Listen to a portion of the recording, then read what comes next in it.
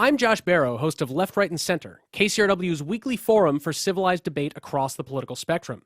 Today's news cycle demands more time for deeper analysis, so Left, Right, and Center is now a full hour every week. Subscribe and listen at kcrw.com/LRC. LA has the largest jail system in the country. You got people that been in jail just like one time in their life, can't get nothing because of whatever mistake they made. I stole some ground turkey because I wanted to feed my family. We was hungry. Off the Block. Stories tracing the path from city block to cell block and back. Find it now at kcrw.com or subscribe on iTunes.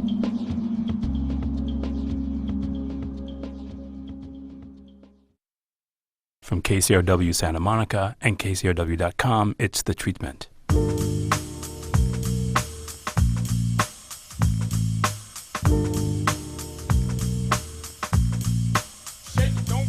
Welcome to The Treatment. I'm Elvis Mitchell. My guest, Mike O'Malley, has had the fortune of being directed by two actors, both Clint Eastwood in the new film Sully, but also George Clooney in Leatherheads. He's probably most famous for those who've been spending time in hotel rooms and watching many episodes of Yes Dear, which you can't escape from. But he also, an Emmy nominee for his terrific role on Glee as Bert Hummel, the dad who discovers his son is gay and is trying to work with that. But he also played a gay cop.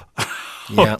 My name is Earl. He's here now because he's the creator of the new show on Starz, Survivor's Remorse. First of all, thanks so much for being here, Mike. Elvis, big, long-time fan. It's great to be sitting with you and talking about everything. Do you feel like you're more of an actor or a writer? Because I just wonder that. Well, I think that I think more as a writer. As an actor, it's been what I've done the most since I started out. I got into this because I love performing. I loved being a part of a team. I love the idea of, being with everybody and doing something and putting it on. And one of the reasons I started writing is because I wasn't getting any of the parts that I wanted. So I said, man, I got to start writing myself a part so people can see that I can actually do this. And so I wrote a play when I was living in New York in the early 90s called 3 Years from 30. So, it was about the time in your life where I think around 27, 28 years old is where some people really start settling down and having families and making some money. But if you're an actor in New York and you're just trying to get an audition, you sort of see there being a border set up between your accomplishments and your friends. It's funny because you're describing it, you could be describing Survivor's Remorse. Yes, yeah. It's really interesting because that is also too about really adulthood, right? Isn't it? Right. I think that one of the things that when I was first approached to write Survivor's Remorse, which, LeBron James and his childhood friend Maverick Carter had this idea for a premise for a show, and they got together with Tom Werner, who I had known through developing some other television projects. And it helps that he owns a baseball team. And of course I'm a Red Sox fan, so that helps. So when Tom says you want to come to the Red Sox game, I got an idea to talk about. What am I going to say? No, I want to go to the Red Sox game as long as they're playing well. But they had this notion of what happens when you grow up someplace and you struggle, and then finally you have great success. And enormous success, by the way. Enormous success, exactly. And yet they had heard of this notion of survivor's remorse where, you're on the Titanic, the Titanic sinks, some people live, some people die. You just have to go on with that guilt. The situation here is that the Titanic is still sinking back in a hometown, that people who are alive, who helped you, who coached you when you were in 6th grade, who taught you how to read when you were in 2nd grade. And you are this incredible line towards money, success. There's people who need, a car payment. There's people who need medical bills paid. And it's endless. And how do you deal with that? How do you cope with that? What do you owe the place that made you who you are? It's a shame we're talking about a lot of epistemological things with my guest, Mike O'Malley. In addition to being an actor, he's also the creator of the great show on Starz, Survivor's Remorse. And this, your lead, the protagonist, Cam Conway, being constantly tested. Every episode, in a way, is kind of a test for him to decide if he's going to be a mature adult or not. Because basically everybody in the show has a really strong point of view. Mm-hmm. And even his cousin and best friend, who's his guiding, basically his business manager, because almost, you're talking about religion, he has a lot of sermons that he has to impart. Because he's thought about it a lot. I think that Cam is a very caring, kind-hearted, some would say naive and innocent guy. And He's basically the innocent in the show, isn't he? right.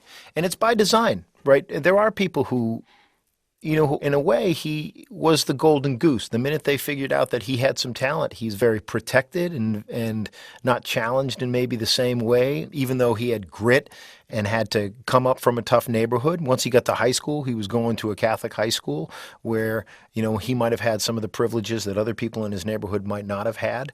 And then he went off to the University of Hampshire, which is, I went to college there. It's not a very dangerous campus. I mean... Not a big basketball school either, but that's okay too. Well, that's why we wanted to.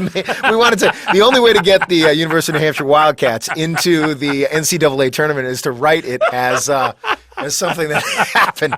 We're trying. That's how we know it's fiction. Yeah, it's like people. It's like there's no diversity at the University of New Hampshire. It's like we're trying. We gotta get people want to go to school there. It's cold, but the thing about Cam is, and this just goes back to, in my own life, why I write and what I'm interested in writing is, how do you live life the right way? How do you make sense of this absurdness of life? How do you look at human folly and find from it wisdom that makes your life better and the people around you better?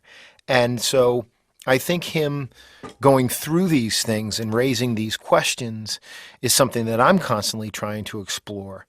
What's interesting in that, for me anyway, is that we started this show writing what we thought was going to be an episodic comedy. And where this week it's like, okay. But you moved away from that pretty fast. I mean, by the fourth episode of the first season, it really wasn't, strictly speaking, just a comedy anymore. Right. It wasn't. And it was just because I found that I had this, tremendous opportunity to talk about and discuss these things that, it's selfish. It's selfish in a way. It's like I thought these are the things that I'm concerned about, that I talk about with my friends, and that, I think about life and I want to examine, and so why not put it in a television show? And so, were you surprised that the show moved away from comedy as quickly as it did, from just strictly speaking being just kind of flat out broad comedy? I'll tell you no, and I'll tell you why. I think that because of, to be a black professional athlete right now in America is to require you to have an opinion on very serious subject matter. And I don't want to say you can't shy away from it, but I'm not interested in shying away from it. If you look at the difference between LeBron and, let's say, Michael Jordan, I mean, LeBron wearing that hoodie, right? I mean, that's a political statement. Right. And Michael Jordan never really made statements like that during his career. Right. Well, LeBron has been an incredible inspiration just about how he is full of heart, right? What kind of guy goes back to Cleveland because he feels he owes it to a town? He's won his 2 championships. He's going to go there. He's going to put this town on his back. He gave like $104 million to, I don't know, I'm sure somebody can fact check it, but it's millions. It's tens of millions of dollars to anyone from Akron public schools who wants to go to college at the University of Akron. He's paying for it. Who does these things? This is somebody who has heart. This is somebody who is a human being who is unselfish. And and he's very driven, obviously, in his real life, but his heart is kind of a defining characteristic of him that you don't get to see if you're rooting against him. I'm a Celtics fan. I'm sorry. Yeah, well, we did fine. It's been fine. Okay, I'm also a Red Sox and Patriots fan. Everything's fine. We're good, Elvis. Whatever you say. But I guess I just find this so interesting because it really is about that sort of way in which, and I feel like it's almost not just about basketball, but about stardom in general and celebrity in general, and how if you're really cocooned from the real world and you don't have any sense of the repercussions of your actions. I'm thinking of the episode where Cam goes to an old friend's wedding from this season, and he thinks he's doing the right thing and making a selfless speech. And meanwhile, they got to negotiate on how much they can do during this occasion. Right. And he gives a speech that is completely from the heart that ends up sabotaging him.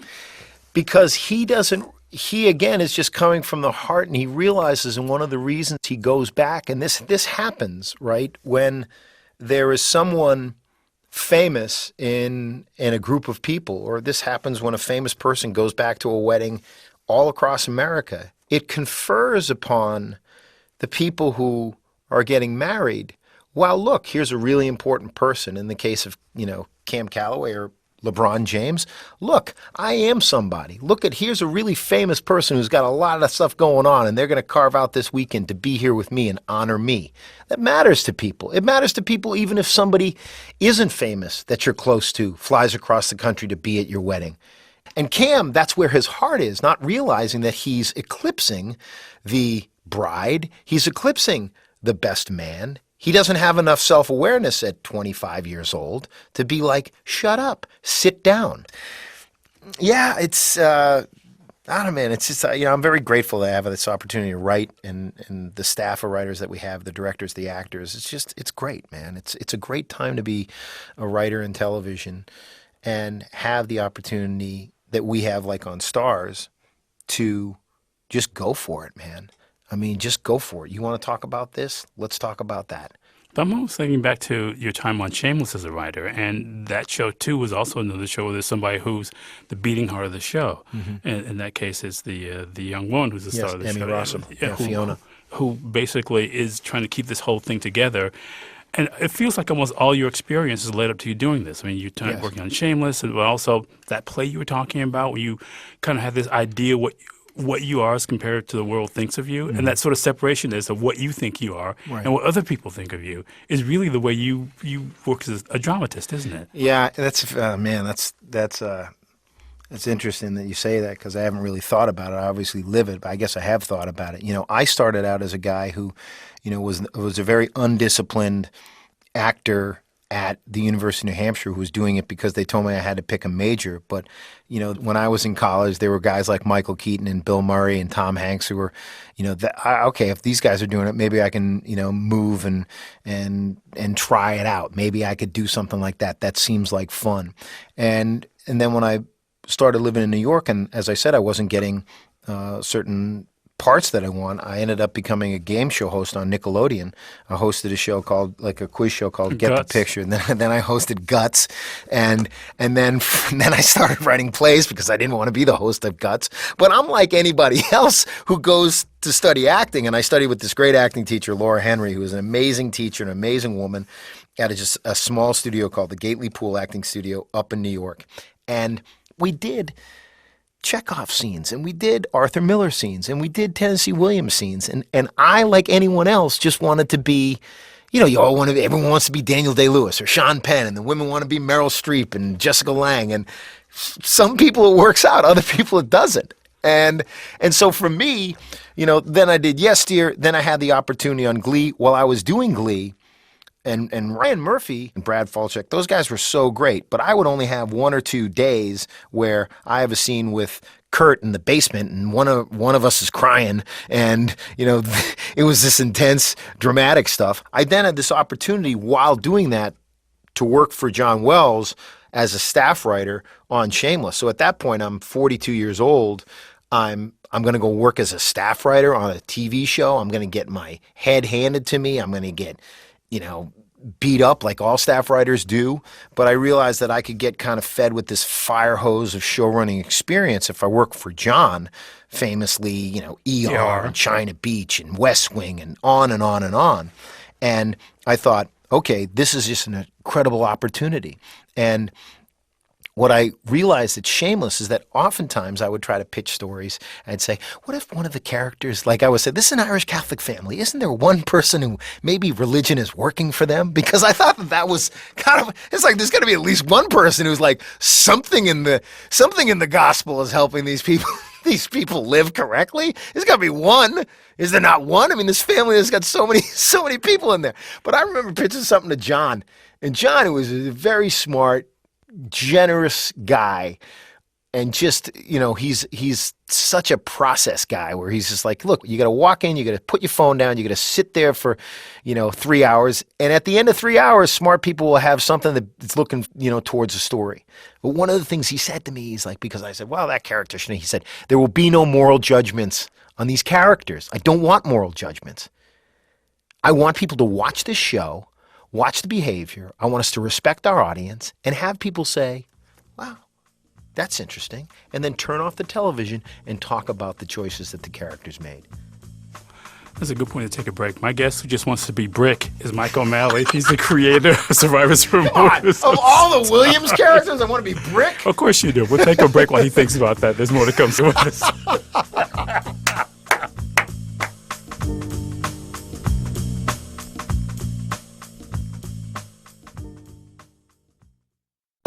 Check out KCRW's all-news channel, News 24. Programming from KCRW, NPR, the BBC, and more, 24 hours a day. Check out kcrw.com/news24 or listen on KCRW's app.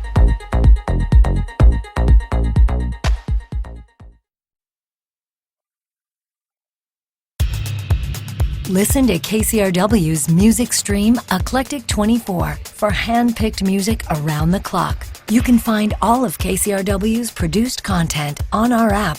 Download for free at kcrw.com/apps.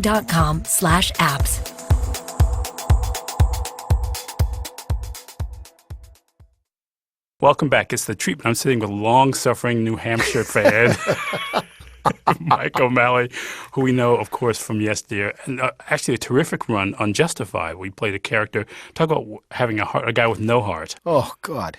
I'll tell you a Justified story. I go in. I love this show. And I'm going to guest cast. I'm going to play a mafia, henchman. And so I go up, and it's a scene with Jerry Burns and Stephen Tobolowsky. And Stephen Tobolowsky, who, has been in everything. And famously is Ned Ryerson in Groundhog Day, the guy who keeps coming up and trying to sell insurance to Bill Murray. And so I get here, and Jerry, I've known, I love him. I get there on the day of the show, and they say, okay, and I've learned all my lines, okay, because they work this thing quick, you know what I mean? So some shows you don't, I learned on Justified, don't learn your lines because they're going to change them when you get there. But this first day, learned all my lines. And I get there and they say, if this scene's not really working, we're going to go and we're going to go upstairs. Why don't you guys just block where you might stand? I'm going to go upstairs. I'm going to rewrite the scene. And this is what we're thinking. So you and Tobolowsky, you guys went to elementary school together. I don't hear another word he says because I'm thinking Tobolowsky's 20 years older than me. So he keeps talking like the sound completely falls out of the room. I said, oh my God, how bad do I look? I got to get on a cleanse. I'm having plastic surgery. I'll get hair plugs. How am I being compared? Maybe life in Detroit is just hard. Detroit was hard on me, I guess. I shot the scene. I shut up. I'm an actor. Maybe that's why I went into writing. So I could just tell people to shut up. You went to grade school with a guy 20 years older than you. But he's a great guy, great actor, and looks great for his age. But that day, I was not feeling so wonderful about my personal appearance. Well, my guest who doesn't need a cleanse is Mike O'Malley. He's the creator, in addition to other things, the creator of the show Survivor's Remorse on Starz. But before we get back into that, I was talking to you before we sat down about working with Clint Eastwood, and you just recently co-starred in Sully. And the thing I've heard from everybody who works with Clint Eastwood is it's just a really incredibly mellow set, but you still feel that sense of authority. You know who the director is. He has had massive success and has worked for a long time, and he's still out there grinding it out, working hour upon hour. He's 86 years old. And these things are not easy to do. These films are not easy to make. He's on his feet. One of the things you realize from the moment you arrive is in the scenes that I was doing, where I play a National Transportation Safety Board investigator, and you're around a conference table, and the camera is constantly moving. And I had heard from other people, one of my friends, Chris Bauer, who's also in the movie, had already shot some stuff. And is also in your show. Yeah, and Chris Bauer plays Jimmy Flaherty to awesome effect on Survivor's Remorse. And he's a team owner, yeah. Yeah, he said, be ready. They shoot. And I had heard this from another friend of mine, Kevin Chapman, who's an actor who'd done a couple movies with him. He's like, you just better be ready to go because the camera will keep moving and he'll move it after 2 takes.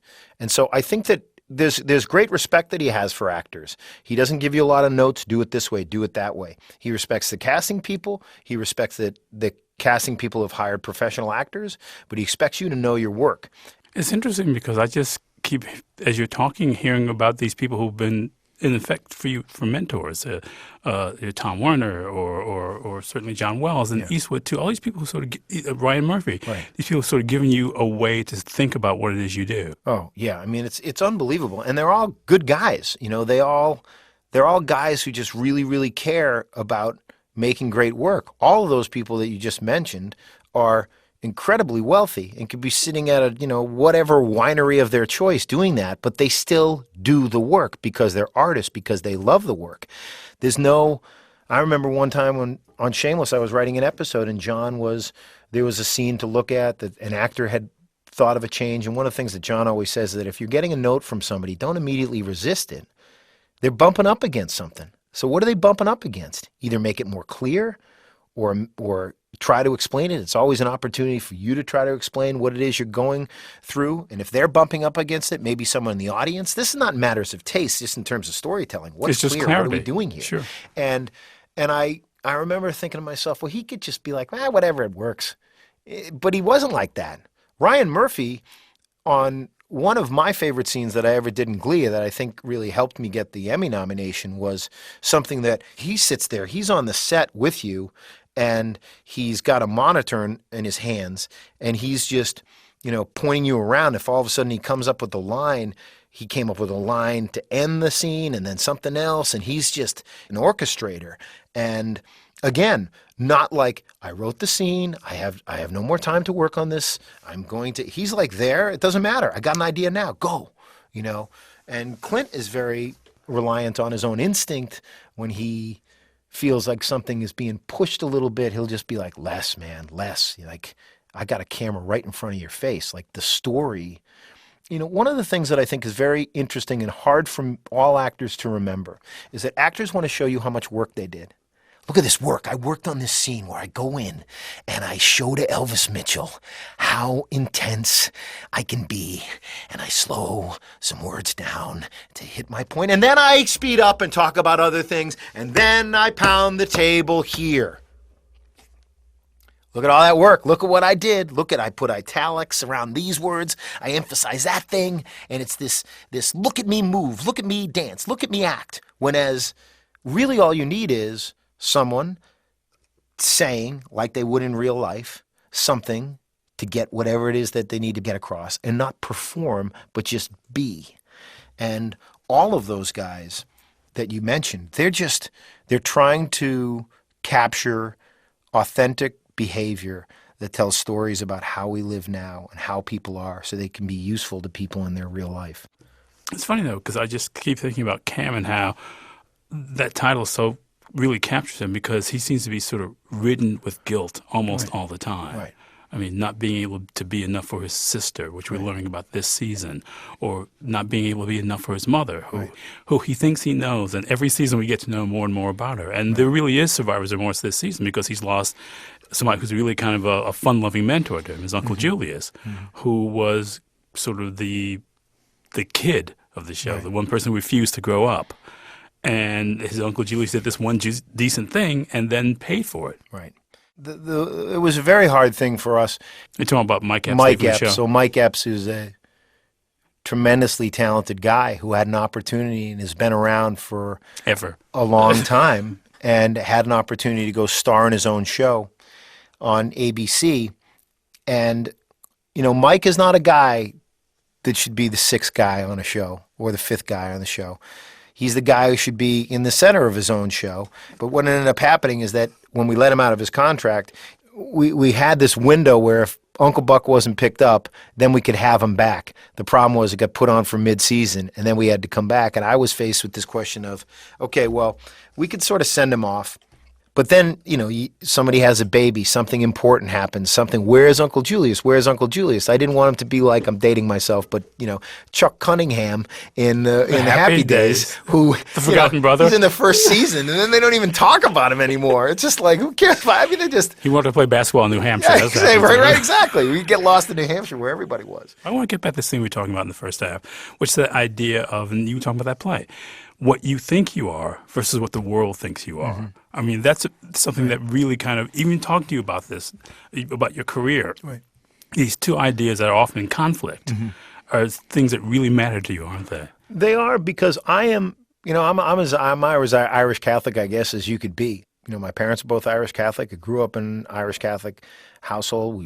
I went to Catholic schools my whole life, and when you're raised in that faith, and I had, sort of none of the bad experiences that plenty of people with the Catholic Church have had, but I found it to be something of really sort of anchoring yourself and to think about, that the purpose of a life is to get to heaven, right? So what does that mean? How are you a good person? How do you deal with your faults? How do you deal with your capacity to sin in all of its forms? And and then you go out in the world, and believe it or not, you go to the University of New Hampshire and you meet people of other faiths, and you have different experience, and you expand your world, and you start thinking, wait a minute, these Gospels were translated, were written down 35 years. Like, I went to school, none of these things were ever questioned, right? I mean, they weren't. And so you didn't question them. You just literally took them on faith. So the idea that, that I would take life both joyously and seriously is something that has always been, that's Irish Catholic people. They have great fun. They have great passion. They love to debate. They love to argue. They're pious. They fight. This is me. Yet you go out and you're an actor, and then you don't know anybody and you're not connected to anybody. You're just trying to take a gig. And so, there are those, and I'm sure there's people who know me from Nickelodeon Guts who see me in a movie and they're just like, it's the guy from Nickelodeon Guts. I can't take this guy seriously, right? I mean, I just can't.